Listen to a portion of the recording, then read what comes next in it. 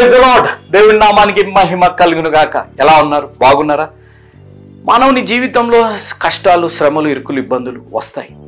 ఎవరిపై ఆధారపడుతున్నాం?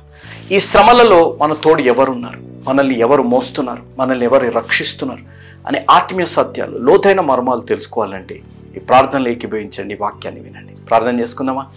ప్రేమ నమ్మకం కలిగిన మా ప్రియ పరలోక తండ్రి, జీవం కలిగిన మా దేవ, ఇచ్చిన అద్భుతమైన సమయాన్ని బట్టి మీకు స్తుతులు, స్తోత్రాలు మేము చెల్లించుకుంటాం. యేసు అనుచరులని, పరిచర్యని మీరు ఇంతగా బలపరుస్తూ అనేకుల జీవితాల్లో రక్షణ సువార్తని ప్రకటించే అవకాశాన్ని, మారు మనసులోకి నడిపించే అవకాశాన్ని దయచేస్తున్నందుకు మీకు స్తుతులు, స్తోత్రాలు మేము చెల్లించుకుంటాం. యేసు అనుచరుల పరిచర్యకు అనేక బిడ్డలు వారి ప్రార్థన అవసరతలు పంపిస్తున్నారు తండ్రి. వీటన్నిటిని మీ పాదాల దగ్గర తీసుకొని వస్తున్నాం తండ్రి. వీటిలో ప్రాముఖ్యంగా దేవ కృపాదానం గారి కొరకే మేము ప్రార్థిస్తున్నాం. ఆ కుటుంబం కొరకే, వారి మంచి ఆరోగ్యాల కొరకే, కే జోసెఫ్ గారు కుటుంబంలో ఆరోగ్యం కొరకే, సుశీల గారు ప్రభా వారి కుటుంబంలో ఆరోగ్యం కొరకే, రత్న కుమారి గారు ప్రభా మంచి ఆరోగ్యం కొరకే, సత్యరాజు గారు ప్రభా ఆరోగ్యం కొరకే, లూకా గారు ఆరోగ్యం కొరకే, విజయ్ బాబు గారి ఆరోగ్యం కొరకే ప్రభా, పుష్ప రాజ్యం గారు ఆరోగ్యం కొరకే మేము ప్రార్థిస్తున్నాం. ఏ బిడ్డలైతే తీవ్రమైన అనారోగ్యంతో బాధపడుతున్నారో వారిని, అదే విధంగా హేమలత ఆంటీ గారు, విజయ్ కుమారి ఆంటీ గారు, Jayaprasad uncle, Abraham Lincoln uncle గారి కొరకే ప్రభా, ఇంద్ర దివాకర్ గారి కొరకే, విక్టోరియా అమ్మ గారి కొరకే, కాంతమ్మని గారి కొరకే, రిచి కొరకే, సంధ్యమ్మ కుమార్తె కొరకే, ప్రమీల ఆంటీ గారు, సుప్రీత్ కొరకే, ఈ విధంగా పేరు పేరున ప్రతి ఒక్క బిడ్డ కొరకే మేము ప్రార్థిస్తున్నాం. అదే విధంగా ప్రేమ నమ్మకం కలిగిన మా ప్రియ పరలోక తండ్రి, జీవం కలిగిన మా దేవ, ఇచ్చిన అద్భుతమైన సమయాన్ని బట్టి మీకు ఎంతో వందనాలు. ఈ రోజు ప్రభా సర్వలోకం వారి జీవితాల్లో శ్రమలు, కష్టాలు వచ్చినప్పుడు ఎవరిపై ఆధారపడుతున్నారు, ఎవరిపై ఆధారపడితే మన జీవితాల్లో మనల్ని రక్షిస్తారు అనే ఆత్మీయ సత్యాన్ని ఈ రక్షణ సువార్త ద్వారా వారు వెళ్ళలేకపోయినా వెళ్ళేలాంటి యేసు అనుచరుల పరిచర్యను ప్రోత్సహించి బలపరిచిన మా ప్రియులు, మా ఆప్తులు మిస్టర్ అండ్ మిస్సెస్ స్టీఫెన్ గారు, కృపావతి గారు, వారి కృష్ణా డిస్టిక్ వాస్తవ్యులు, వారికి ఇచ్చిన సంతానం జీవన్ కుమార్ వివాహం కొరకై, అదే విధంగా వారి బిడ్డలు కుమార్తె సంధ్యారాణి, అల్లుడు యేసుబాబు, కుమార్తె జ్యోతి, అల్లుడు ప్రసాద్ గారి కొరకై, అదే విధంగా స్టీఫెన్ గారు, కృపావతి గారి గ్రాండ్ చిల్డ్రన్ అయాన్ష్, విహాన్ష్, దీక్షిత, హర్షవర్ధన్ కొరకే, వారి ఆరోగ్యాలు, భవిష్యత్తుల కొరకే, అదే విధంగా వారి నూతన గృహం కట్టబడినట్లుగా ప్రత్యేకంగా ప్రార్థించమన్నారు తండ్రి. ఈ ప్రార్థన అవసరతలన్నీ వారి జీవితాల్లో యేసు నామమున నెరవేరును గాక.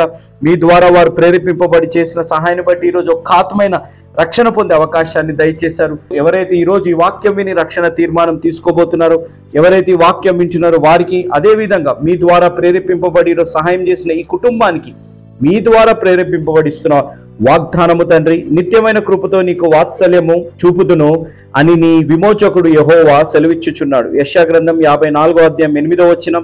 అదే విధంగా మీరు ఇస్తున్న ఆజ్ఞ మీరు సనగకుడి. కొరింథీయులకు రాసిన మొదటి పత్రిక 10వ అధ్యాయం 10వ వచనం. ప్రభువా, ఈ వాగ్దానము మా జీవితాల్లో నెరవేరాలి అనంటే ఈ ఆజ్ఞానుసారంగా జీవించి ఆత్మీయ అనుభవంలోకి మా అందరిని మీరు నడిపించి, బలపరిచి, దీవించి ఈ వాగ్దానం అందరి జీవితాల్లో నెరవేరులాగున సహాయపడమని, ఈ వాక్యం వినబోతున్న బిడ్డలతోని బోధించబోతున్న నాతో మాట్లాడి నడిపించి దీవించుమని యేసు నామమున అడిగి వేడుకుంటాం తండ్రి, ఆమేన్. Praise the lord. ప్రార్థనలో నాతో పాటు ఆమేన్ చెప్పిన ప్రతి బిడ్డని దేవుడు నిండుగా మెండుగా దీవించి ఆశీర్వదించును గాక. ఎలా ఉన్నారు? బాగున్నారా? కుటుంబంలో, వ్యక్తిగత జీవితంలో, వైవాహిక జీవితంలో పరిస్థితులు ఏ విధంగా ఉన్నాయి? చాలా మంది జీవితాల్లో ఎవరు మాతో ఫోన్స్ మాట్లాడినా, ఎవరు మా ప్రార్థన అవసరతలు అడిగినా ఏదో ఒక బాధ, ఏదో ఒక ట్రాజెడీ, ఏదో ఒక దుఃఖం. నమ్మిన వారు, ఆశించిన వారు, వారి జీవితాల్లో కలలు కన్నవారు, వారు ఏదో ఒక రీతిలో నష్టపోయారు, బాధపడ్డారు, వదిలేసి వెళ్ళిపోయారు, లేకపోతే కలగన్నట్టు జీవితము లేదు, మోసపోయాము అనే బాధలు మన జీవితాల్లో ఉన్నట్టున్నాయి. కానీ నేను చెప్పే మాట, మన జీవితాల్లో మనతోడు ఎల్లప్పుడూ ఉండే దేవుణ్ణి మనం నమ్మకుండా ఇతరులను నమ్మి, ఇతరులపై ఆశలు పెట్టుకొని, ఇతరులతో మనం కలలు కనడాన్ని బట్టి మన జీవితాల్లో ఈరోజు ఈ పరిస్థితుల్లో ఉన్నాయేమో ఒక్కసారి మీరు ఆలోచించండి. నేను ఒక చిన్న ఫోటో లాంటిది చూపెడతాను, మీరు ఫోటోని చూడండి.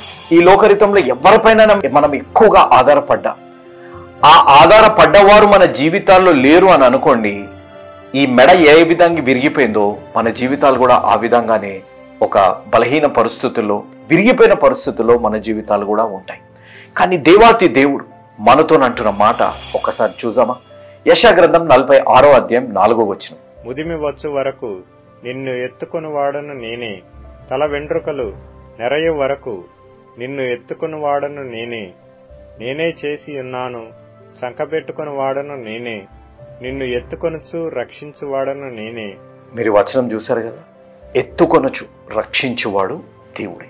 కాబట్టి ఈరోజు నేను చెప్పే మాటని, ఈ వాక్యం వింటున్న వారు ఒక్కసారి గుర్తుపెట్టుకోవాల్సింది, లోకరితమైన వాటిలపై, లోకరితమైన మనుషులపై ఆధారపడి విరిగిపోయే దానికంటే మనల్ని మోసే దేవుడు, మనల్ని రక్షించే దేవుడు, ముదిమిని పెట్టుకొని మనల్ని కాపాడే దేవుడు ఉన్నారు అనే నమ్మకం కలిగి మనం జీవిస్తే, ఏ దుఃఖం వచ్చినా, ఏ మోసం మన జీవితాల్లో కలిగినా, ఏ ఆశలు, ఏ కలలు మన జీవితాల్లో వమ్మయ్యే పరిస్థితుల్లో, లేకపోతే అది నెరవేరని పరిస్థితుల్లో ఉన్నా, మన హృదయవాంఛల్ని నెరవేర్చే దేవుడు మన తోడు ఉన్నారు అనేది మనం గ్రహిస్తాం. ఆ గ్రహింపులోకి, ఆ ఆత్మీయ నడిపింపులోకి, ఆ విశ్వాస అనుభవంలోకి మీరందరూ నడిపింపునుగాక. ఆ విధంగా మీరు నడిపింపబడాలని మీ ప్రియతమ అన్న జోషన్న గారు స్థాపించిన యేసు అనుచరులని పరిచర్య మీ కొరకు ప్రతిరోజు 4 పూటలు, ప్రతి శనివారం రోజంతా మీ కొరకు మేము ఉపవాస ప్రార్థనలు చేస్తున్నాం. ఇంత గొప్ప భాగ్యాన్ని దేవాతి దేవుడు మాకు దయచేశారు. అతి ముఖ్యంగా మీ కుమారులం, మీ తోబుట్టులం, మీ స్నేహితులం, మీ కుటుంబంలో ఒక సభ్యుల్లాంటి జాన్ స్పర్జన్ గారు, భక్తి సింగ్ అని నేను ఈ విధంగా మా జీవితాల్లో కలిగిన దానిని బట్టి దేవాతి దేవుడికి క్రీస్తు నామం ఎంతో వందనాలు, కృతజ్ఞతలు నేను చెల్లించుకుంటున్నాను. కాబట్టి లోకరితమైన వాటిలపై ఆధారపడేదానికంటే మనల్ని ఎత్తుకొని రక్షించే దేవుడిపై ఆధారపడడం ఎంతైనా మంచిది. కాబట్టి నీ తోడు, నా తోడున్న దేవుడు ఉన్నారు అనే నమ్మకంతో ఎల్లప్పుడూ మనము జీవించునుగాక. ఆమేన్. మనం హీరోస్ ఆఫ్ ది బైబిల్ అనే సిరీస్ లో యెషయా గ్రంథాన్ని ధ్యానిస్తూ వచ్చాం. యెషయా గ్రంథం 45వ అధ్యాయం ఎంతో సుదీర్ఘంగా మనం ధ్యానిస్తూ వచ్చాం. ఈ రోజు మనం ధ్యానించబోయేది యెషయా గ్రంథం 46వ అధ్యాయం. దాంట్లో 2 పాయింట్లు నేను చెప్తాను. నా వాక్య అంశం, ఈ 46వ అధ్యాయంకి నేను పెట్టిన వాక్య అంశం ఏంటిది అనగా, వూంబ్ టు టూంబ్ అనేది. గర్భం నుంచి మన జీవితాలు భూగర్భంలో కలిసే అంతవరకు మన దేవుడు, మన తోడుండే దేవుడు అనేది. ఫ్రమ్ వూంబ్ టు టూంబ్ అనేది నా వాక్య అంశం. దీంట్లో నేను 2 పాయింట్లు నేను చెప్తాను. దాంట్లో ఒక point, God carries us in our burdens. మన శ్రమలలో ఆయన మన తోడై ఉండే దేవుడు, మనల్ని మోసే దేవుడు అనేది మనం ఈ రోజున వాక్య అంశం. దీనిని ప్రాముఖ్యంగా మొదటి 7 వచనాలు మీ ముందు పెట్టుకోండి. దీంట్లో మన జీవితాల్లో ఒక్కసారి మనం ఆలోచిస్తాం. మానవుని జీవితంలో దుఃఖం లేని మానవుడు లేడు, బాధ లేని మానవుడు లేడు, మోసపోవని మానవుడు లేడు, హృదయం విరిగి నలిగిపోయిన పరిస్థితుల్లో ఉన్న మానవుడు లేడు. ఈరోజు ఈ వాక్యం వింటున్నవారు, నా జీవితాల్లో దుఃఖం ఉంది కదా, ఆశ తగ్గట్టు మన జీవితాల్లో కోరుకున్నట్టు మన జీవితము కానీ, వైవాహిక జీవితం కానీ లేకపోవచ్చు. మన జీవితాల్లో తిరస్కరింపబడి ఉండొచ్చు. ఉద్యోగంలో కానీ, వీసాలలో కానీ, లేకపోతే ఏదైనా సంబంధాలలో కానీ మనం ఆశపడ్డాం, పెళ్ళైపోతుందని ఆశపడ్డాం, లేకపోతే ఎంత బాగున్నాడని మన ఫోన్లు కూడా మాట్లాడి ఉండొచ్చు తనతోని అతనితోని. కానీ ఇవన్నీ జరిగాక ఎప్పుడైతే నిజ స్వరూపం తెలిసిందో తిరస్కరించామేమో, మన జీవితాలు ఈ బాధలు ఉన్నాయేమో, ఎన్నో కలలు కన్నాం, వీసా వచ్చేస్తుంది, ఫలానా దేశానికి వెళ్తాం, చదువుకుంటాం, ఉద్యోగానికి వెళ్తాం, పరిచర్యకి వెళ్తాం, కానీ మనకి రిజెక్షన్ వచ్చేసిందేమో మన జీవితాల్లో. ఈరోజు మన జీవితాల్లో ఎవరైతే మన ప్రియులు అనుకున్నామో, ఎవరైతే మన ఆప్తులు అనుకున్నామో, ఎవరైతే మనం ప్రేమించామో, ఈరోజు వారే మనల్ని వదిలి వెళ్ళిపోయారేమో. ఇలాంటి బాధలలో మన జీవితాల్లో మనం ఉన్నప్పుడు మనం ఏమి చేస్తున్నాం? ఎవరిపై మనం ఆధారపడుతున్నాం? ఎలాంటి వారిపై మనం ఆధారపడుతున్నాం? ఏ విధంగా మనము ఆధారపడుతున్నాము అనేది ఆలోచించాలి. ఏమి చేస్తున్నాం? ఎవరిపై ఆధారపడుతున్నాం? ఎలాంటి వారిపై ఆధారపడుతున్నాము అనేది మనం గ్రహించాలి. కానీ ఈ 7 వచనాలలో దేవుడు అంటున్న మాట, మీ శ్రమలలో నేను నిన్ను మోచే దేవుడు, నేను నీ తోడై ఉన్నాను అనే మాట దేవుడు అంటున్నాడు. ఇంత నమ్మకం ఎవరైనా కలిగిస్తారా? మనల్ని మోసం చేయని దేవుడు, నిత్యత్వం వరకు మనల్ని ప్రేమించే దేవుడు మన తోడున్నారు అనే నమ్మకం మన జీవితాల్లో కలిగి ఉన్నామా? ఈరోజు ఈ వాక్యాన్ని వింటున్నారు, ఎంత బాధలో మీరు ఉన్నారు, ఎంత దుఃఖంలో మీరు ఉన్నారు. ఈరోజు నేను ఏదో పేర్లు చెప్పేసి, లేకపోతే మీ దుఃఖాన్ని నేను ఎరిగిన వాడిని కాదు, కానీ ఆత్మపూర్ణుడుగా ఈ వాక్యం వింటున్నవారు ఏదో ఒక దుఃఖంలో మీరు ఉన్నారు, ఏదో ఒక నిరాశలో మీరు ఉన్నారు, ఏదో ఒక తిరస్కరింపబడ్డ పరిస్థితుల్లో ఉన్నారు, లేకపోతే మీ ప్రార్థనలు ఆలస్యం అవుతున్నాయనే బాధలో మీ జీవితాల్లో మీరు ఉన్నారు. కానీ ఇలాంటి పరిస్థితుల్లో నేను చెప్పే మాట, తమ్ముడు, చెల్లెమ్మ, అక్కయ్య, అన్నయ్య, అంకుల్, ఆంటీ, దేనిపై మనం ఆధారపడుతున్నాం? ఎవరిని మనం నమ్ముతున్నాం? ఎలాంటి వారిని మనం నమ్ముకొని మనం జీవిస్తున్నాం? ఈ వాక్యంలో మనం గమనిస్తే, ఇశ్రాయేలు ప్రజలు ఎప్పుడైతే వారు 150 సంవత్సరాలు తర్వాత జరగబోయేది ఒక ప్రవచనాత్మకంగా ఇక్కడ రాయబడ్డది ఏంటిదనగా, ఎప్పుడైతే ఇశ్రాయేలు ప్రజలు పాపం జీవితాన్ని బట్టి బబులోను వారిపై విజయాన్ని పొందుకొని బానిసలుగా చేయబడ్డారో, ఆ బబులోన్లో ఉన్న వారంతా వాటిపై ఎక్కువగా ఆధారపడి మాంతవారు లేరు అనే విధంగా వారు జీవించారు. కానీ దేవుడు ఇక్కడ చూపెడుతున్న వ్యత్యాసము అనగా, బబులోన్ దేశస్తులకి ఇశ్రాయేలు దేశస్తులకు ఉన్న వ్యత్యాసాన్ని దేవుడు ఇక్కడ చూపెడుతూ దేవుడు అంటున్న మాట ఏంటిదనగా, ఒకసారి యెషయా గ్రంథం 46వ అధ్యాయం 1వ వచనాన్ని మనం గమనిస్తాం. బేలు కూలుచున్నది, నెబో కృంగుచున్నది, వాటి ప్రతిమలు జంతువుల మీదను పశువుల మీదను మోయబడుచున్నవి. మీ మోతలు సొమ్మసిల్లు పశువులకు భారముగానున్నవి. అవి కృంగుచూ కూలుచూ నుండి ఆ బరువులను విడిపించుకొనలేక తామే చెరలోనికి పోయి ఉన్నవి. ఇక్కడ మీరు 2 వచనాలు మీరు గమనించుంటే బెల్ నెబో అనే మాట ఇక్కడ రాయబడ్డది. బెల్ నెబో అనేది బబులోను దేశపు దేవతలు, అనగా వీరు సృష్టికర్తగా భావించేది. బెల్ నెబో అనగా సైన్స్ అండ్ లెర్నింగ్, లేకపోతే సూర్యదేవుడు, లేకపోతే పలానా దేవుడుగా వాటిని వారు పరిగణంలోకి తీసుకునేవారు. వీరు ఇక్కడ మీరు గమనిస్తే ఎప్పుడైతే ప్రజలు శ్రమలలో ఉన్నారు, ఎప్పుడైతే ప్రజలు కష్టాలలో ఉన్నారు, ఎప్పుడైతే వారి జీవితంలో ఒక దుఃఖము, నిరాశ, తిరస్కరింపు ఇవన్నీ కలిగాయో, ఇలాంటి పరిస్థితుల్లో నేను ఎప్పుడు చెప్పే మాట, మనుషులుగా మనల్ని ఆదరించే మాటలు, ఓదార్పు కలిగించే మాటలు మన జీవితంలో మనం వినొచ్చేమో కానీ ఆదరించేది, ఓదార్చేది దేవుడే. మన శ్రమలలో మన తోడుండి ఆ శ్రమల నుంచి దాటించగలిగింది కూడా మన దేవుడే అనేది మనం గ్రహించాలి. ఇక్కడ మీరు గమనిస్తే ఈ దేవుళ్ళని వీరు మోయాలి. ప్రజల శ్రమలలో దేవుళ్ళు ప్రజల్ని మోసి, దేవుడు ప్రజలకి ఆదరణ, ఓదార్పు కలిగించి వారికి ఒక శాంతి కలిగించే పరిస్థితులు లేదు. ఈ బెల్ నెబో అనే వారు మనుషులు బాధలలో, తిరస్కరింపబడ్డ పరిస్థితుల్లో, నిరాశ నిస్పృహలున్న వారు వీటిని మోయాలి. జంతువులపై తీసుకొని వెళ్ళి, లేకపోతే రథాలపై తీసుకొని వెళ్ళి వీటిని మోసుకుంటే ఈ దేవుళ్ళు ఈ బాధలో ఉన్న మనుషులు ఎలా మోయగలుగుతారు? ఒక్కసారి ఆలోచించాలి.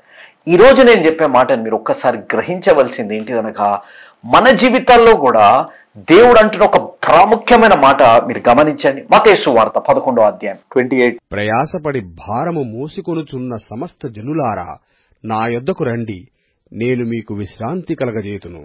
నేను నీకు విశ్రాంతి కలగజేస్తాను అనగా మీరు గమనించండి, మనం ఏ ప్రయాసాల్లో ఉన్నా, ఏ బాధల్లో ఉన్నా, మన జీవితంలో ఏ చింత యావత్తు మన జీవితాల్లో కలిగి ఉన్నా మొయ్యడానికి, భరించడానికి ఆ దేవుడు సిద్ధంగా ఉన్నారు అనేది మనం గ్రహించాలి.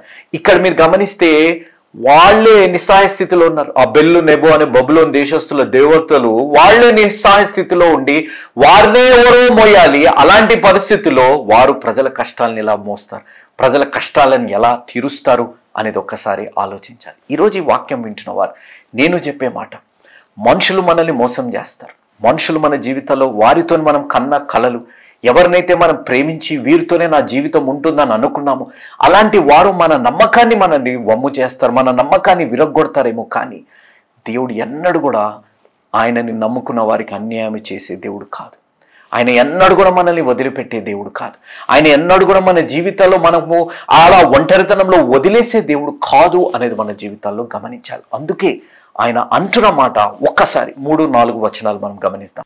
యాకోబు ఇంటి వారలారా, ఇశ్రాయేలు ఇంటి వారిలో శేషించిన వారలారా, గర్భమున పుట్టినది మొదలుకొని నా చేత భరింపబడిన వారలారా, తల్లి ఒడిలో కూర్చుండినది మొదలుకొని నేను చంకపెట్టుకొనిన వారలారా, నా మాట ఆలకించుడి. ముదిమి వచ్చు వరకు నిన్ను ఎత్తుకొని వాడను నేనే, తల వెండ్రుకలు నెరయు వరకు నిన్ను ఎత్తుకొని వాడను నేనే, నేనే చేసి ఉన్నాను, చంకబెట్టుకొని వాడను నేనే, నిన్ను ఎత్తుకొనుచు రక్షించువాడను నేనే. దేవుని నామానికి మహిమ కలుగును గాక. ఎవరు? ముదిమి వరకు, తల వెంట్రుకలు ఇదయ్యే వరకు, చంకన పెట్టుకునే వరకు మనల్ని ఎత్తుకొని మోసే దేవుడు ఆయనే. ఎలా? మనం పుట్టినప్పటి నుంచి మనం పెరిగే వరకు, మన జీవితాల్లో మనం భూగర్భంలో కలిసేంత వరకు కూడా ఆయనే మనల్ని మోసే దేవుడు అనేది గమనించాలి. దేవుడికి మనం ఎంత వ్యక్తిగతంగా తెలుసా? ఒక్కసారి కీర్తనల గ్రంథం 139వ కీర్తన 13-14 వచనాలు. నా అంతరంద్రియములను నీవే కలగజేసితివి, నా తల్లి గర్భమందు నన్ను నిర్మించిన వాడవు నీవే. నీవు నన్ను కలగజేసిన విధము చూడగా భయమును ఆశ్చర్యమును నాకు పుట్టుచున్నవి. అందును బట్టి నేను నీకు కృతజ్ఞతాస్తుతులు చెల్లించుచున్నాను. నీ కార్యములు ఆశ్చర్యకరములు, ఆ సంగతి నాకు బాగుగా తెలిసియున్నది. గమనించారా? ఎక్కడి నుంచి మోస్తున్నాడు దేవుడు? మనం రూపింపక ముందప్పటి నుంచే దేవుడికి మనం ఎవరో తెలుసు, ఎలాంటి వారమో దేవుడికి తెలుసు అనేది గమనించాలి. కాబట్టి నేను చెప్పే మాట, మనం ఏంటిదో తెలిసిన వారితోని మనం ఉండడం మంచిదా, లేకపోతే మనల్ని మోసేవారితో ఉండడం మంచిదా, మనకి సహాయం చేసే వారితో ఉండడం మంచిదా, లేకపోతే పేరుకి మాటలకి మాత్రం గొప్పగా చెప్పి వారికే వారే సహాయం చేసుకునేలేవారు, వారికే వారు మొయ్యలేని వారిని నమ్ముకోవడం మంచిదా అనేది ఒకసారి ఆలోచించాలి. ఈరోజు బబులోను దేశస్తులు ఏమి చేశారంటే మనుషులు మోయబడ్డే వారిని పూజించి వారిపై ఆధారపడే పరిస్థితి వచ్చింది. కానీ ఇశ్రాయేలు ప్రజలకి దేవుడు చెప్తున్న మాట, నువ్వు రూపింపబడక మునుపు నీ జీవితంలో తల్లి గర్భంలో నువ్వు నిర్మింపబడ్డప్పటి నుంచి నీ ముద్దు వరకు నిన్ను సంకనెత్తుకొని నేను మోసే దేవుడు నీ తోడున్నారు. ఆ దేవుడు నీ తోడుండి నీ శ్రమలలో నిన్ను మొయ్యడానికి సిద్ధంగా ఉన్నారు. ఈరోజు తమ్ముడు, చెల్లెమ, అక్కయ్య, అన్నయ్య, అంకుల్, ఆంటీ, నేను చెప్పే మాట, మీరే బాధలో ఉన్నా మీరు ఒక్కటి గుర్తుపెట్టుకోండి, దేవుడు నిన్ను మోస్తున్నాడు. ఆ బాధలోంచి నేను తీసుకొని వస్తానికి నువ్వు చెప్పిన మాట వినకుండా నీ జీవితంలో నువ్వు ఏ బాధలైతే అనుగుణంగా వెళ్తున్నావో, ఏదైతే నమ్ముకోకూడదో, ఎవరిపై అయితే నువ్వు ఎక్కువగా ఆధారపడకూడదో, ఎవరినైతే నువ్వు ప్రేమించకూడదో, ఎవరితోనైతే నువ్వు ఉండి కలలు కనకుండా ఆ జీవితాల్లో నీకు నష్టం కలుగుతుందో, ఇలాంటివి నువ్వు చేయకుండా ఉండడానికి నీ జీవితాల్లో దేవుడు శ్రమలు కలిగించింది. ఆయన నిన్ను మోస్తున్నారు.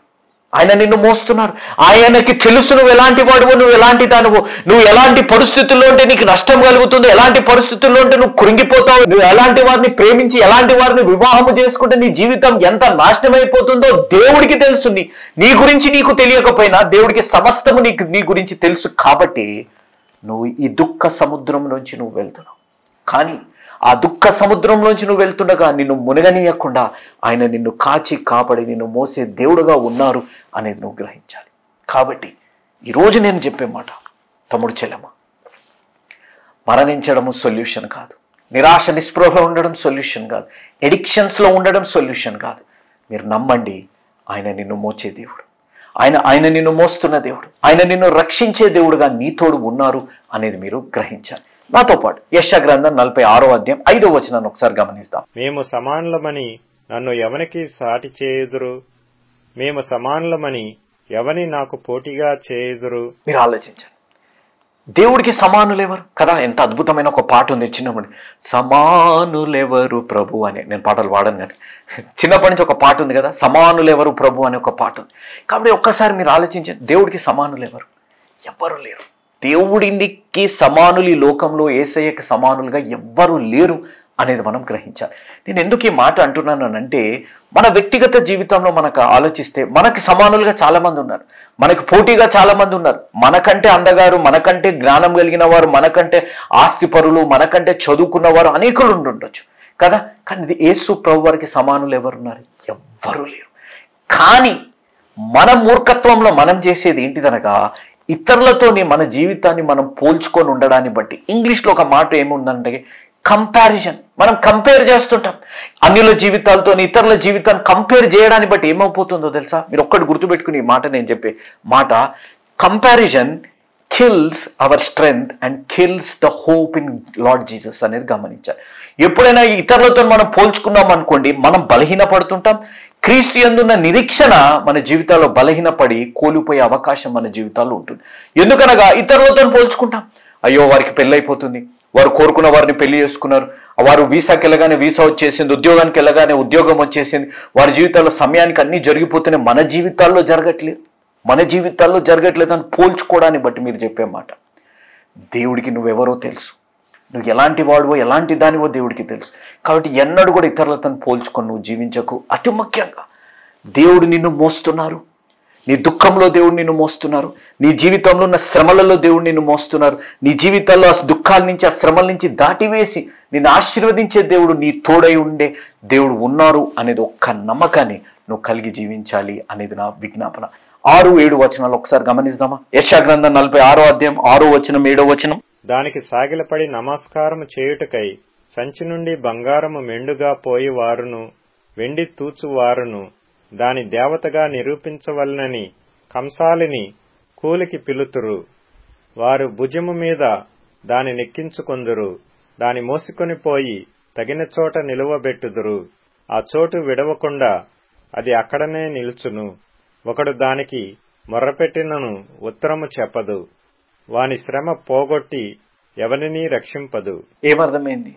చాలా మంది జీవితాల్లో మీరు ఆలోచించండి, ఈరోజు ఈ వాక్యం వింటున్నవారు మన జీవితాల్లో సమాధానం కావాలి, మన జీవితాల్లో సంతోషం కావాలి అని అనుకోండి, ఏం చేస్తుంటాం మనము వస్తువులలో, లోకరీతమైన వాటిలలో సమాధానాన్ని, సంతోషాన్ని వెతుకుతుంటాం. నేను చాలా మంది జీవితాల్లో గమనించాను. ఏదైనా కొట్లాట భార్యాభర్తలు అయ్యింది అనుకోండి, షాపింగ్కి వెళ్ళిపోతుంటారు. లేకపోతే ఏదైనా కొట్లాట భార్యాభర్తల్లో, స్నేహితుల మధ్య, కుటుంబంలో తాగడానికి వెళ్ళిపోతారు. ఎందుకు? దీంట్లో వారికి సమాధానం, దీంట్లో వారికి శాంతి కలుగుతుంది అనే ఆలోచనలో చాలా మంది జీవిస్తుంటారు. ఇలాంటి పరిస్థితుల్లో ఉన్నప్పుడు మీరు ఒక్కసారి ఆలోచించండి, దేని ఎందైతే మనం వ్యక్తిగతంగా మనం వాటి ఎందు సమాధానాన్ని, సంతోషాన్ని, ఇలాంటి సంబంధాలు, ఇలాంటి అక్రమ సంబంధాలు, లేకపోతే ఇలాంటి స్నేహాలు, ఇలాంటి అలవాట్లలో, లేకపోతే ఇలాంటి జీవిత విధానంలో మనం జీవించడాన్ని బట్టి, మనం ఈ విధంగా ఉండడాన్ని బట్టి సమాధానం దొరుకుతుందా? శాంతి మన జీవితాల్లో దొరుకుతుందా? దొరకదు. ఎందుకు దొరకదంటే దేని ఎందైతే మనం వెతుకుతున్నామో అవి తిరిగి జవాబు ఇవ్వవు. అవి తిరిగి మనకి నష్టమే కలిగిస్తుంటాయి, కానీ మన జీవితంలో సమాధానం కలిగించే విధంగా ఉండదు. అది తాత్కాలికంగా ఉంటాయి. మీరు గమనించండి, వ్యసనాలు ఉన్నాయి, తాగుతూ ఉంటే ఆ సమయానికి ఆ మత్తులో ఉంటుంటామేమో, కానీ అది మనకి పరిష్కారం ఇవ్వదు. అక్రమ సంబంధాలు పెట్టుకున్నాం అనుకోండి, తాత్కాలికంగా కొంతమందితో మనకు సంబంధం ఉన్నప్పుడు ఆ సమయానికి సమాధానం, సంతోషంగా మనకు కనిపిస్తుండొచ్చు, కానీ అది మన జీవితాల్లో మన వ్యక్తిత్వాన్ని నాశనం చేసే పరిస్థితులు ఉంటాయి. స్నేహాలు, సంబంధాలు ఈ విధంగానే ఉంటుంటాయి అనేది మనం గమనించాలి. నేను చెప్పే మాట ఒక్కసారి మీరు ఆలోచించండి. ఒక బ్యాంకులో చూస్తే డబ్బు ఎంత ఉందో తెలిసిపోతుంది, మన పర్సులో చూస్తే డబ్బు ఎంత ఉందో మనకు తెలిసిపోతుంది, కానీ ఒక క్లాక్ని చూస్తే మన సమయం ఎంత ఉందో మనకు తెలియదు. నేను చెప్పే మాట చాలా జాగ్రత్తగా గమనించాలి. కాబట్టి డబ్బు ఉన్నాయి, వస్తువులు ఉన్నాయి, లోకరీతమైన వాటిల్లో మనం చూసి సంతోషాన్ని, సమాధానాన్ని మనం చూస్తే అవి తిరిగి మనకు జవాబు ఇవ్వవు అనేది మనం గమనించాలి. They will never reciprocate. మనం ఏది చేసినా, ఈ లోకరీతమైన వాటిల్లో ఏది చేసినా, బబులోని వారు కూడా చేసింది ఏంటిది? అక్కడ దేవతలు యందు బంగారంతో, వీటితో, వాటితో తయారు చేసి వారు మోసుకొని వెళ్తే దీనికే సమాధానం అనుకుంటున్నారు. వారు ఎంత మొర్రబెట్టినా సమాధానం రావట్లేదు. కానీ నీ జీవితంలో సమాధానం కలిగించే దేవుడు నీ తోడై ఉన్నారు అనేది గమనించాలి. ఈ వీడియోని చూడండి. ఈ వీడియోలో ఉన్న వ్యక్తిని మీరు గమనిస్తే ముఖం కనపడుతుందా? మీకు ముఖమన్నా కనపడుతుందా? ఏది కనపడదు. అన్ని పచ్చబొట్లు వేసేసుకున్నాడు. ఎందుకు? ఆయన జీవితంలో సమాధానం కోసము లోకరితమైన వాటిలన్నింటిలో తిరిగాడు. లోకరితమైన వాటిలన్నింటిలో తిరిగాడు. సాతాను సంఘాలకు వెళ్ళాడు, అతను అక్కడ పూజించడం చేశాడు, అక్కడ వ్యసనాలకు అలవాటు అయిపోయాడు. ఇవన్నీ చేస్తూ చేస్తూ చేస్తూ వచ్చేసాడు. కనుక ఆయన జీవితంలో సమాధానం కలగలేదు. కానీ ఎప్పుడైతే ఆయన జీవితంలో వెనుకకి చూస్తే ఏం మిగిలింది? ఇవన్నిట్లో నేను సమాధానం వెతకని, ఇవన్నిట్లో ఏం మిగలలేదని చెప్పి ఎప్పుడైతే తిరిగి దేవుడి దగ్గరకు వచ్చాడు. మీరు గమనించాలి, ఈరోజు వాక్యం చెప్పి సమాధాన సువార్తని చెప్పే విధంగా ఆయన జీవితంలో సమాధానం వచ్చే పరిస్థితి వచ్చింది. ఈరోజు ఈ వాక్యాన్ని వింటున్నవారు, నేను చెప్పే మాట, ఇతరులతో పోల్చుకోకండి మీ జీవితాన్ని. లోకరీతమైన వాటిలలో సమాధానం వెతకకండి. షాపింగ్లు, స్నేహాలు, వ్యసనాలలో మీ జీవితాల్లో సమాధానం, ఎందుకంటే అవి తిరిగి మనకు జవాబు ఇవ్వవు. మనకు జవాబిచ్చే దేవుడు, మన శ్రమలలో మనల్ని మోసే దేవుడు, మన దుఃఖంలో మన తోడుండే దేవుడు, మనం మునగకుండా మన జీవితాల్లో కాచి కాపాడే దేవుడు. తాత్కాలికంగా నీకు దుఃఖం కలుగుతుండొచ్చు. అయ్యో కలలు కన్నాను, అయ్యో తిరస్కరింపబడ్డాను, అయ్యో నేను ఎంతో ప్రయాసపడడం జరగలేదు, అయ్యో నేను ఎంతో ప్రార్థిస్తున్నాను జరగలేదు, నేను ఎంత నమ్మాను మోసం చేశారని తాత్కాలికంగా నీ జీవితంలో నీకు బాధ కలిగి ఉండొచ్చు. కానీ దేవుడు అవన్నిటిని నిన్ను మోస్తున్నారు. నీకు శ్రమలు కలుగుతుంది, కానీ ఆ శ్రమలో దేవుడు నిన్ను మోస్తున్నారు. నీకు నిరాశ కలుగుతుంది, ఆ నిరాశలో దేవుడు నిన్ను మోస్తున్నారు. నువ్వు తిరస్కరింపబడ్డావు, ఆ తిరస్కరింపల్లో దేవుడు నిన్ను మోస్తున్నారు అనేది గ్రహించాలి. కాబట్టి ఈరోజు నేను చెప్పే మాట, తమ్ముడు, చెల్లెమ్మ, అక్కయ్య, అన్నయ్య, ఎవరు ఈ వాక్యాన్ని వింటున్నా, ఎన్నడూ కూడా మన జీవితంలో ఒక నిరాశ కలిగింది, శ్రమ కలిగింది, బాధ కలిగింది, దుఃఖం కలిగింది. అది మన సొంత నిర్ణయాలను బట్టి కలిగి ఉండొచ్చు, మనం అత్యాశపడి కలిగి ఉండొచ్చు, మనం కలలు కనడాన్ని బట్టి కలిగి ఉండొచ్చు, మనం ఎంతో వ్యతిరేకతతో ఉన్నప్పటికీ కూడా ఎవ్వరు ఒప్పుకోకపోయినా మన జీవితాలు ఇవన్నీ కలిగి ఉండొచ్చు. కానీ దేవుడి యందు ఒక్కసారి చూడండి, దేవుడి యందు ఒక్కసారి నమ్మకం కలిగి జీవించండి. నువ్వెవరో నీకు తెలియకపోవచ్చు, కానీ దేవుడికి తెలుసు నువ్వెవరు. నువ్వు రూపింపబడక మునిపే, నువ్వు రూపింపబడి మన తల్లి కడుపులో మనం ఉన్నప్పటి నుంచే దేవుడికి మనం ఎలాంటి వారము, ఏ విధమైన జీవితాన్ని మనం జీవించబోతున్నామో సమస్తము తెలుసు. కాబట్టి నువ్వు దుఃఖంలో ఉన్నా, నువ్వు తిరస్కరింపబడ్డా, నీ సంబంధంలో నువ్వు తిరస్కరింపబడ్డా, ఉద్యోగంలో తిరస్కరింపబడ్డా, నీకు వీసాలో తిరస్కరింపబడ్డా, don't worry, look unto the Lord. దేవుడు కొరేషు అనే వ్యక్తిని ఏర్పరచుకున్నాడు. దేవుడు ఆ కొరేషు అనే వ్యక్తిని ఏర్పరచుకొని బబులోంచి ఇశ్రాయేలు ప్రజల్ని బయటకు తీసుకొస్తానికి దేవుడు అన్న ఒకే ఒక మాట, 45వ అధ్యాయం 22వ వచనంలో దేవుడు అన్న మాట, నా వైపు చూడండి. Look unto the lord of salvation. దేవుడి వైపు చూడండి. నిన్ను రక్షించే దేవుడి వైపు మీరు చూస్తే దేవుడు నీ జీవితాల్లో సమాధానం దయచేయునుగాక. దేవుడిని ఎవరితో పోల్చలేం. దేవుడికి తెలుసు ఏ సమయంలో ఏది జరగాలి, ఏ విధంగా మనం దీవింపబడాలి, ఏ విధంగా మనం ఆశీర్వదింపబడాలి, ఏ విధంగా మన జీవితాలు దేవుడికి మహిమార్థంగా తీర్చిదిద్దాలో దేవుడికి తెలుసు. వాళ్ళ జీవితాలు బాగున్నాయి, కార్లు, పెళ్ళిళ్ళు, సంతానము, వివాహము, ప్రేమించిన వారిని చేసుకుంటున్నారు, వ్యసనాలు చేసిన వారికి ఏం నష్టం కలగట్లేదు అని పోల్చుకోకండి. ఎంత నష్టం వారికి కలుగుతుందో మీరు నేను ఊహించలేమనేది గ్రహించాలి. ఇంకొక విషయాన్ని ఎన్నడూ కూడా స్పందించని వాటిపై ఆధారపడకండి. స్పందించిన వాటిలో మనము సమాధానాన్ని, శాంతిని మనం వెతకకూడదు అనేది గ్రహించాలి. ఈరోజు ఎంతోమంది అక్రమ సంబంధాల్లో సమాధానాన్ని, శాంతిని వెతుకుతున్నారు. వ్యసనాలలో సమాధానాన్ని, శాంతిని వెతుకుతున్నారు. ఇష్టానుసారంగా జీవించడాన్ని బట్టి, పెళ్ళైన అక్రమ సంబంధాలు పెట్టుకోవడాన్ని బట్టి, లేకపోతే చెత్త వీడియోలు చూడడాన్ని బట్టి, లేకపోతే అనేక మందితో చాటింగ్లు చేయడాన్ని బట్టి ఇదే సంతోషం, ఇదే ఆనందం అనుకుంటున్నారు. అవి మీకేమి తిరిగి ఇవ్వవు. నీ జీవితంలో సమాధానం కావాలి, నీ జీవితంలో శాంతి కావాలి. ఇదే అనుకూల సమయం, ఇదే రక్షణ దినం. ఉన్న పాటున, ఉన్న చోటున మన పాపాల్ని మనం ఒప్పుకోగలిగితే, దేవుణ్ణి సొంత రక్షకునిగా మనం అంగీకరించగలిగితే, ఆ దేవుడే నీ నా జీవితాల్లో సమాధానము అనుగ్రహించే దేవుడు. ఆ విధంగా దేవుడు నీకు అనుగ్రహించునుగాక. వారిని వారు కాపాడుకోలేని వారిని నువ్వు నమ్ముకుంటే నిన్ను ఎలా కాపాడతారు? ఒకసారి ఆలోచించండి. వారిని మీరు మొయ్యాలి, వారికి మీరు సహాయము చేయాలి. లేకపోతే వారిని వారే కాపాడుకోలేరు. వారిని మీకేం సహాయం చేస్తారు? మీరు అడగొచ్చు కొంతమంది, మరి క్రీస్తుని కాపాడుకోలేదు కదా బ్రదర్. మీరు ఒక్కసారి ఆలోచించాల్సింది, క్రీస్తు తనను తాను కాపాడుకోవడానికి నిమిషం, కానీ లోక పాపాన్ని మోసిన దేవుని యొక్క గొర్రెపిల్ల మోసాక సమాధిలో ఉండలేదు. ఆయన పునరుద్ధానుడయ్యారు. ఈరోజు నీ నా జీవితాల్లో ఆయనకు సమానులు ఎవరు లేరు కాబట్టి మనకు సమాధానం ఇచ్చే దేవుడుగా ఉన్నారు. నీ జీవితంలో నువ్వు ఏదైతే కోల్పోయావు, నీ జీవితంలో ఏదైతే నీకు నిరాశ కలిగిందో, నీ జీవితంలో ఏదైతే నీకు తిరస్కరింపబడ్డావో, నీ జీవితంలో దేంట్లో అయితే నువ్వు నష్టపోయావు, దేంట్లో అయితే నువ్వు మోసపోయావు, మనుషులు నిన్ను వదిలేశారేమో కానీ దేవుడు నిన్ను వదలకుండా నిన్ను మోసే దేవుడుగా ఉన్నారు. ఆ దేవుడు నిన్ను రక్షించాలని ఆశ కలిగి ఉన్నాడు. ఆ అద్భుతాన్ని నీ జీవితాల్లో చూడాలి అనగా ఈరోజే ఒక నిజమైన యేసు అనుచరుడుగా మారాలి. ఎందుకనగా యేసు మార్చేది జీవితాలు, మతాలు కాదు అనేది మీరెవ్వరూ మరొకరు. ముగించుకునే ముందు ప్రార్థన చేసుకొని ముగించుకుందాం. ప్రేమానమ్మకం కలిగిన మా ప్రియ పరలోకపు తండ్రి, జీవం కలిగిన మా దేవ, ఇచ్చిన అద్భుతమైన సమయాన్ని బట్టి మీకు స్తుతులు, స్తోత్రాలు మేము చెల్లించుకుంటున్నాం. తండ్రి, ఇచ్చిన ఈ వాక్యము మీ పరిశుద్ధాత్మ శక్తి ద్వారా ప్రకటింపబడింది అని నమ్ముచు ప్రభా, రక్షణ తీర్మానం తీసుకున్న ప్రతి బిడ్డని, ఈ వాక్యం విన్న ప్రతి బిడ్డని మీ నామం మహిమార్థంగా వారిని తీర్చిదిద్దామని యేసు నామం అడిగి వేడుకుంటున్నాం తండ్రి, ఆమెన్. మళ్ళీ కలుసుకునేంత వరకు దేవుడు మిమ్మల్ని కాచి కాపాడును గాక, ఆమెన్. Praise the Lord. మీ ముందుకు రావడానికి ఒక ప్రాముఖ్యమైన కారణం, మేము ఈ టీవీ పరిచర్యని ఎందుకు ప్రారంభించాం, ప్రాముఖ్యంగా తండ్రి అయిన నాన్నగారు, కీర్తిశేషులైన నాన్నగారు జోష్ అన్నగారు ఎందుకు ప్రారంభించారు అనేది వారి మాటల్లోనే విందాం. ఈ కార్యక్రమాన్ని నిర్వహించడానికి నేను ఎంతో ధైర్యం చేశాను అనే విషయాన్ని జ్ఞాపకం చేస్తున్నాను. డబ్బుండి ఈ కార్యక్రమాన్ని ప్రారంభించలేదు. నన్ను రక్షించి ఇంతవరకు పిలిచిన ప్రభు ఉన్నారు అని, తదుపరి విశ్వాసులైన మీరు ఉన్నారు అనే ధైర్యంతో ఈ కార్యక్రమాన్ని కొనసాగిస్తున్నాం. విన్నారు కదా, నాన్నగారు ఏ ధైర్యమైతే వారు చేసి టీవీ కార్యక్రమాలని ప్రారంభించారు, మన రక్షకుడైన యేసు ఉన్నారని, విశ్వాసులైన మీరు ఉన్నారనే ధైర్యంతోనే ఈ టీవీ కార్యక్రమాలని మేము కొనసాగిస్తున్నాం గత సంవత్సరాలుగా. ఇక ముందు కూడా మేము కొనసాగించాలి అని అంటే మీలో విశ్వాసులైన మీరు, ప్రేరేపింపబడ్డవారు మీరు, వచనం వెంబడి వచ్చిన ధ్యానాలు జోషన్న గారివి, పాయింట్ వైజ్ ధ్యానాలు జాన్ స్పర్జన్ గారివి, హీరోస్ ఆఫ్ ది బైబిల్ అనే సిరీస్ ధ్యానాలు భక్త్ సింగ్ నావి కొనసాగేటట్టు మీరు ప్రేరేపింపబడితే, మీరు సహాయం చేసి మీరు నేరుగా నాతోని మాట్లాడవచ్చు. నాతో మాట్లాడి మాకు సహాయం చేయాలనేది నా మనవి. కాబట్టి మీరందరూ ఏ భారమైతే, సేవా భారమైతే నాన్నగారు గత 40 సంవత్సరాలుగా ముందుకు కొనసాగించారు, ఇప్పుడు యవనస్తులమైన మా అన్నగారు జాన్ స్పర్జన్ గారు మాపై ఉంది.